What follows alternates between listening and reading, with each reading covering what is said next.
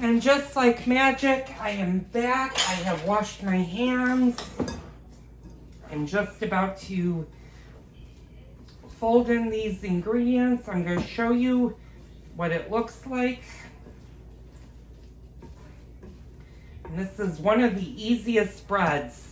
Matter of fact, I think this was one of the first spreads I learned in elementary school, or junior high, I should say, when I took home economics, way back in the early 1980s, how to do. I think this was the first recipe I ever learned how to make.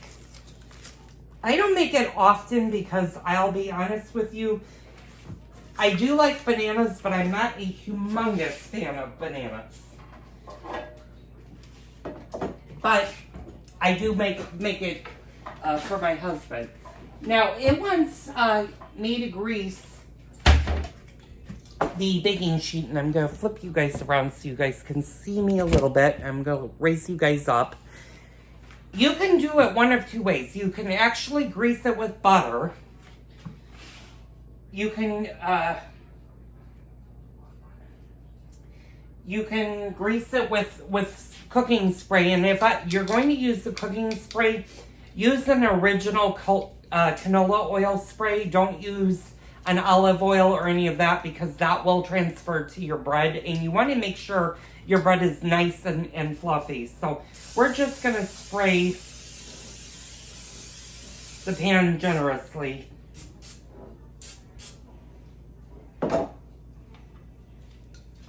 And usually well greased. You're going to do that more for cakes and certain breads. Not all breads need to be greased, and then we're just gonna take this and we're gonna pop it into our pan. Now I should have probably, yes, I'm gonna do that since I did that. I thought I was gonna make 2 pans of banana bread, but I'm only going to make one at a time because actually my gold pans are a little bit bigger than a normal pan. So I'm just going to scrape this all into this.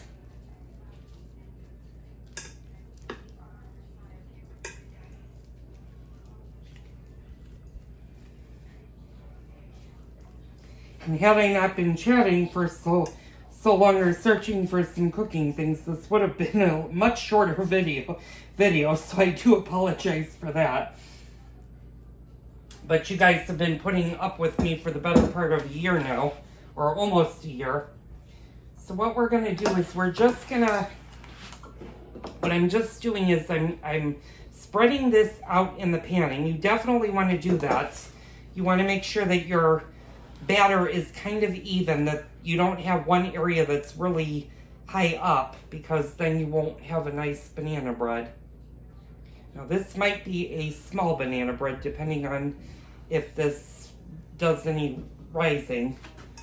I'm just going to go around my bowl with my scraper and taking out all this excess goodie.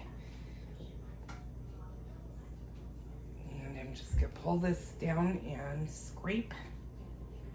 Now you can use the knife for this, obviously, if you're one of those clean freaks that doesn't like to use your fingers. Use the knife, use the spoon, use the fork. I'm fortunate that, it's just me and my husband right now doing that. So we're going to slide this into the oven and we're going to bake it for 40 to 45 minutes. And I'm going to put it kind of on the lower end of the oven, and I'm going to grab one of these. I'm going to move my other rack up a little bit. I'm going to put it in the middle of the oven, and we're going to bake it for 40 minutes. Now, if a recipe says bake for 40 to 45 minutes, usually, if you know your oven quite well and it's not a brand new oven, I've had for quite a while, I always start at the lower number. And if it's not done or your toothpick when you insert it does not come out clean, let it go for a few more minutes and just keep an eye on it. That's what I always tell people when they're baking. If something gives you like a 5 or a 10-minute window of time, sometimes you know whether or not you need to go right in the middle to have it done, or you start checking it at the earlier stage and then just keep letting it go. That's a trick that I learned from my grandmother. So I'll be back in about 45 minutes and we'll pull out this banana walnut cranberry bread and I will show you the final product. So stay tuned for that. Okay, hi all, welcome back. I have 2 minutes left, about 2 minutes and 30 seconds left on the timer. I did have to increase it by 5 minutes and we're going to look at it again. It's still not fully done. And like I said, you might have to make subtle changes to the directions. I started, it said 40 to 45 minutes. It could even go longer than the 45-minute mark. I increased it by 5 more minutes. It did go off at the 40-minute mark, and it wasn't fully done. I could tell that right away that it needed to bake a little bit longer. So you might have to, like I said, you might have to play a little bit with your adjustments. Well, I've got 2 minutes. I'm going to come out here really fast. We're going to do just a very, very quick gardening update. There's nothing new really to show you, but for those of you that remember what was going on with my parsley and the caterpillars eating it, well, it's made a full comeback. It's actually coming back, so I'm kind of put you guys down. There's a little bit of dead that's hanging on the side that I need clean out, but I'm going to actually bring him in for the winter. And speaking of the winter, now that we're in mid-October, probably within the next week, probably sometime next week, I will start bringing in the plants that I want to keep into the house for the winter time. Again, I'm not sure about the eggplants. The eggplants really haven't, I'm kind of keeping an eye on them. They're not really getting any bigger, and I'm thinking they're going to be a wash, and if they're going to be a wash, I'm really not interested if I bring them into the house or not, because they're too small for me to do any real cooking with them. I mean, I'm not going to let them go to waste. They're really tiny, but they're not big enough for me to do an eggplant parmesan recipe for. Now, I know some of you guys might be worried, am I going to do an eggplant parmesan? Yes, I will. I may have to actually buy the eggplants from the grocery store, if I can find them. Not all of my grocery stores carry eggplants. So that'll be a to be determined. I will be doing a chicken parm, though. That's going to be coming up probably mid-November. I'm definitely going to do a chicken parmesan recipe for those of you that are following me just for the Italian dishes. That's one you won't want to miss. Okay. Now, I just shut off the timer, but my oven is still on because I need to look at the bread. And let's see how this came out.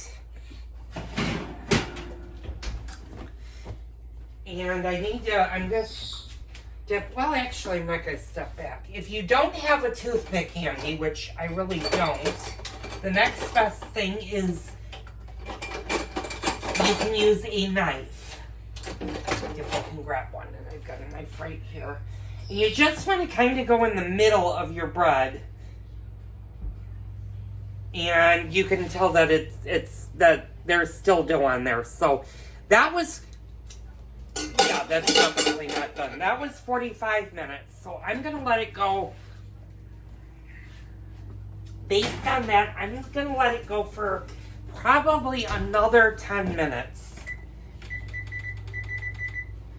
We'll do 9 minutes. We'll call it even for that. Like I said, some ovens can be tricky, and some recipes also can be a little bit tricky when they give you the amount of time. May not be the full amount, so you may need to adjust as needed.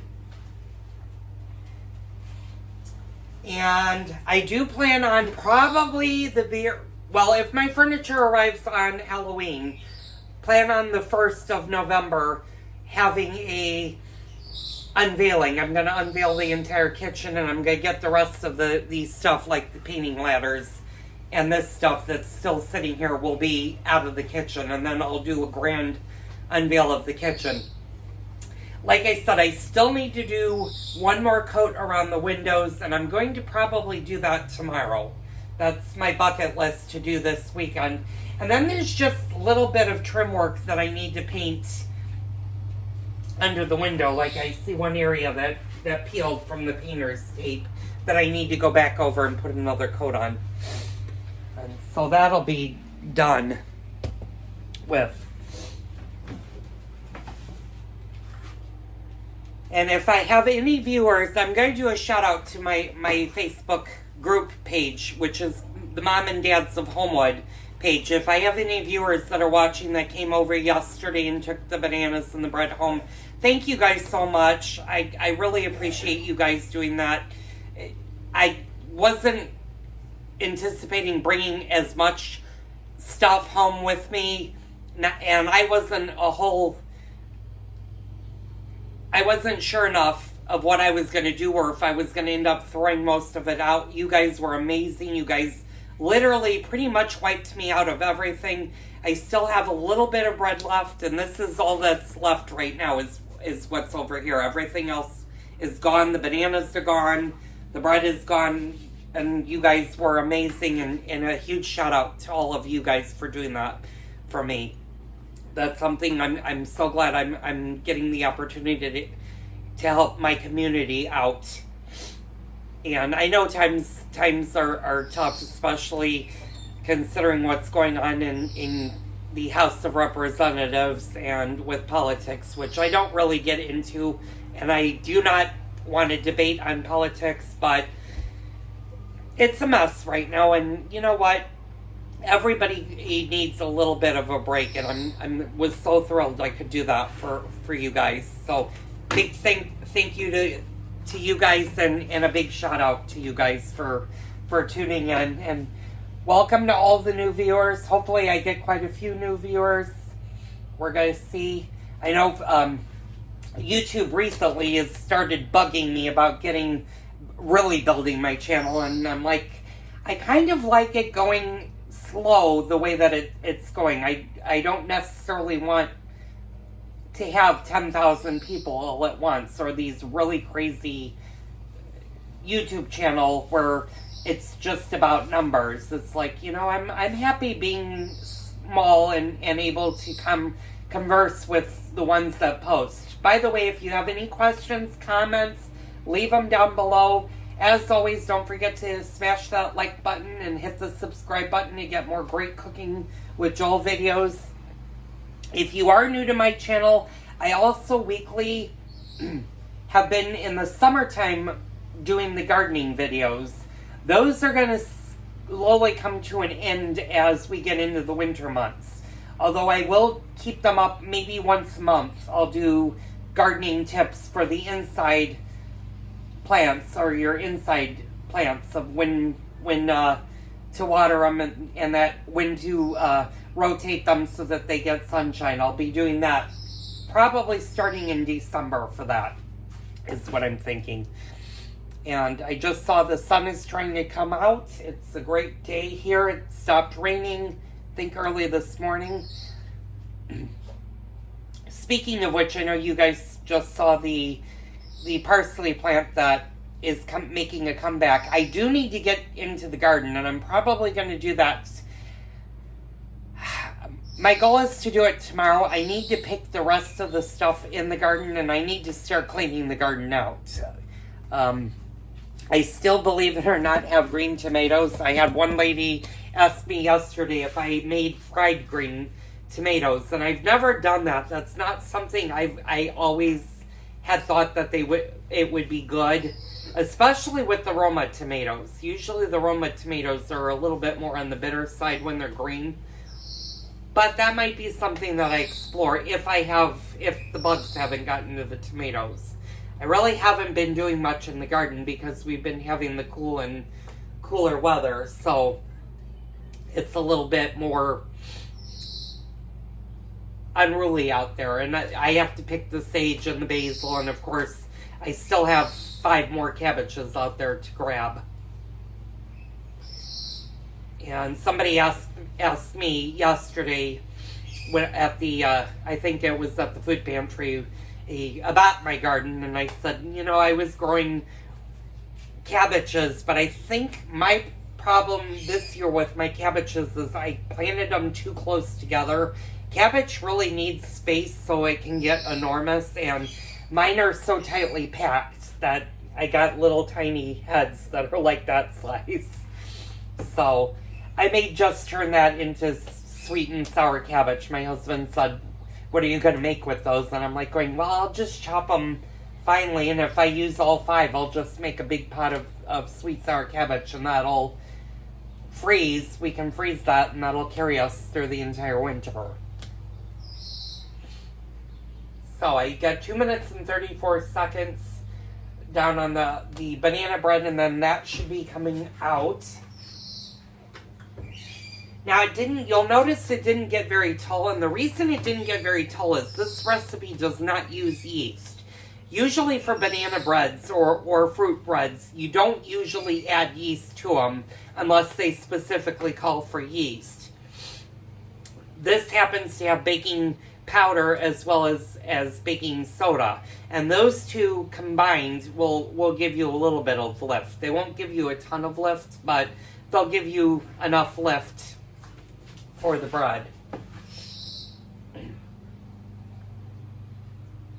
And I know my regular viewers commented about the firebush. Yeah, the firebush actually is just it turns into this beautiful red color in the fall, and I'm glad I was able to go out there and grab the color because it's just amazing. It doesn't last all that long. It usually lasts maybe 2 to 3 weeks maximum, and then it drops its leaves. Once they turn red, they'll lose really quickly. And I kind of can read what the winter is going to between the firebush and my lilac bushes, and none of my lilac bushes have lost their leaves yet. They all still are holding onto their leaves. So I'm thinking this winter is going to be very, very mild. Because usually, I know when we had really, really cold weather a couple of years ago, my lilac dropped its leaves at the very end of August. So I knew it was going to be a very, very cold winter. And I can read the signs with the trees. As a matter of fact, the big tree in the backyard, I'm going to kind of flip you guys over for a quick second. And now that the windows are so clean. So the tree that's over here. Nope, that's my neighbor's tree. The tree that... Okay, let me turn you guys this way. It's kind of hard for me to do this, but the tree that this big thing right... there we go. This big thing right here has dropped almost all of its leaves, and that's normal for that tree. Although this year it's kind of late doing it. It's more at the end of September. Usually that does it more at the very, very beginning of September and doesn't do it this late in October. Although I think last year it may have been the beginning of October when it lost its leaves. So I think we're going to have a very mild winter. We may have 1 or 2 days that are going to be excess cold and maybe get some snow, but the way that everything is looking, it looks like we're going to have a pretty mild winter here.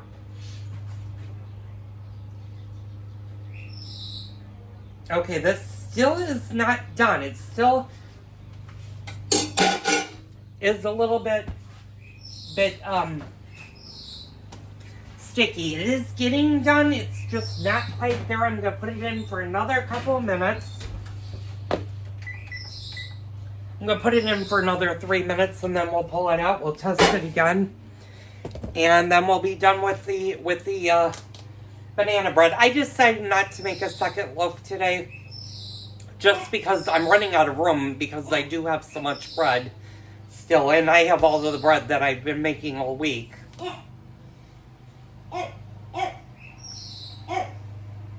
So you're going to notice, I'm going to flip you guys over to the hutch. You're going to notice the hutch is getting a little bit more crowded.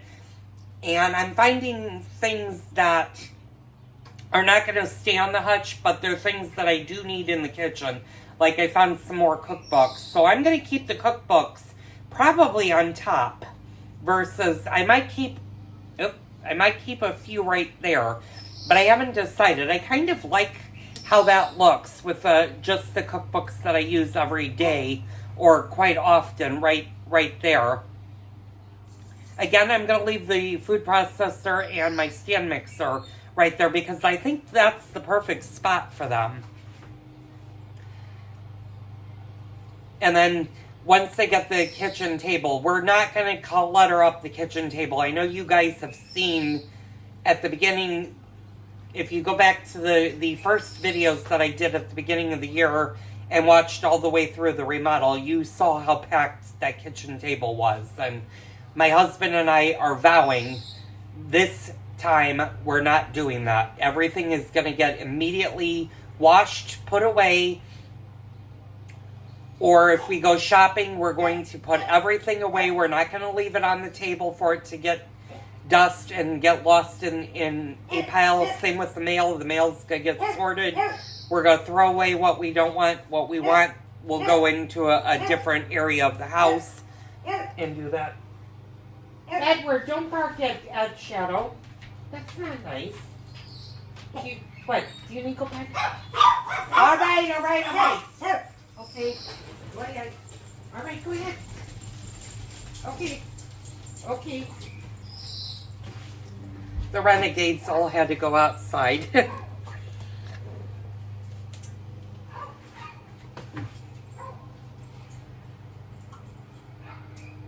So I'm looking at the stovetop and I really need to clean that. That'll be something I do this weekend.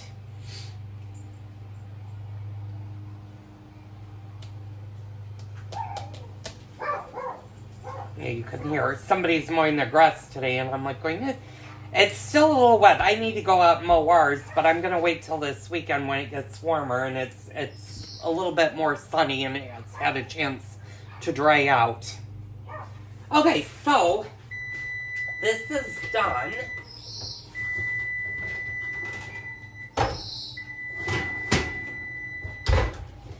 And I'm just going to clean my knife again. Hopefully this time this will be totally finished. Let me turn the timer off. And this came out clean. The knife is totally clean. The banana bread is done. Now, it might be tempting to dump out your banana bread out of the tin when you put it on a cooling rack. And I have the cooling rack over here.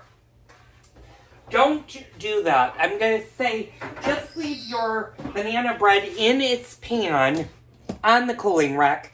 Leave it alone for about 15 to 20 minutes before you turn it out.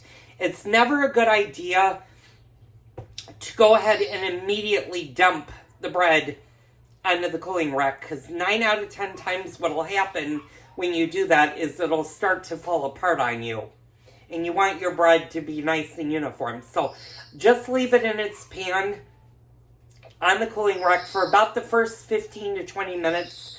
Of course, if you forget about it and you just leave it in the pan, that's okay too. It'll take a little bit longer for it to cool down. But the first 15 to 20 minutes, leaving it in the pan will allow it to kind of come together so that when you do take it out of the pan, it won't instantly fall apart on you. So that's going to wrap up this video again. Thank you guys so much for tuning in to the videos. I will be posting this on Saturday, so you will be seeing this Saturday. And you already know it's Saturday because there was a bunch of videos ahead. There may be a total of 3 videos. Thank you guys for watching it. Don't forget to leave me a comment down below if you have any questions. I'm always looking for new ideas for the channel of what to cook. I'm throwing everything that I know personally how to cook. There's going to be a few recipes that we're going to learn together. Especially when I do the goulash, the Hungarian goulash, the Swedish meatballs, and there may be a few fun Southern foods that I had a couple of people comment that I should do. I'm not a big Southern food fan because I didn't grow up eating Southern food other than fried chicken, and I do have a video of fried chicken, and that is about as Southern as I get. But we may be doing biscuits later on and trying new things. So, just leave me a comment if you have a particular video that maybe you're struggling with or would like to learn how to do better or a different way. Leave it down below and we'll explore that. So I'll see you guys all in the next Cooking with Joel video. Thank you for tuning in and have a great rest of your weekend.